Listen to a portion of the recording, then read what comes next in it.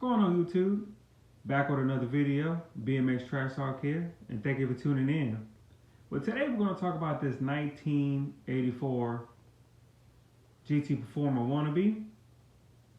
Now, this bike definitely would have caught me by surprise when I got back into the hobby. I wouldn't have known to look for anything on there, and I would have bought it, got it home, built it up, showed the bike off, and a collector would have spotted it as a fake, miles away. So what I've learned with getting into this hobby is don't let your excitement blind you. And what I mean by that is you could be excited to, get a bike because it's a great deal, but make sure that you ask the questions that you need to ask and ask for more pictures if the seller doesn't take the pictures that you need to see to make you feel comfortable. So right out of the gate, these brake hose that where these brake line goes through, these holes right here, are not supposed to be there. But when I first seen this frame, and actually the frame came from a guy that I met at a bike shop, and I went ahead and gave his sons my Barletta freestyle frame set and my Greg Hill race bike and some parts. And he went ahead and brought this frame out, and when I looked at it, made 10 seconds, I'm like, okay, this is a fake. So I asked him if I could do a video on the frame. He said, sure. So this was the first spot that I looked at right here. And to my beginners, this is called a baloney cut right here.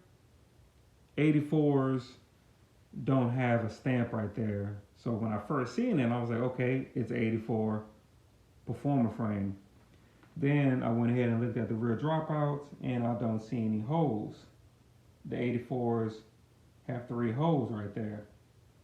So I'm like, okay. So I started looking around, especially when I got home. I did a lot more looking around on it. But there's a tab right here that's not supposed to be there if it was a real GT Performer. And that's making me believe that maybe a chain guard was bolted up to that piece right there. And another red flag was there's no coaster brake bracket that goes right here in this area. Plus the serial number looks bogus too. So if you're in the market for a GT Performer, don't let your excitement blind you from the red flags. If it's a really good deal, then it's probably have something wrong with it. Maybe a cracked frame, or maybe it's a fake like this one. But make sure that you ask the questions, and then get the pictures that you need to get if the seller doesn't have the right ones that are showing the right areas.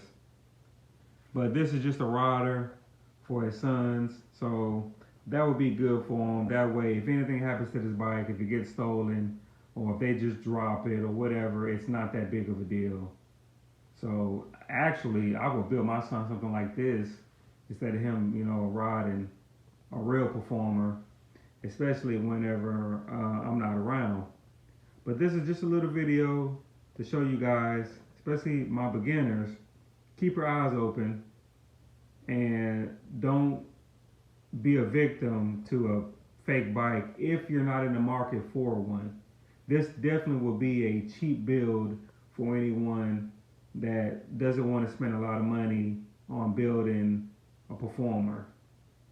So if you like what I'm doing, hit that like button, subscribe to the channel please, ring that notification bell, that way you catch my videos when they come out, and I'll see you guys in the next one. Later.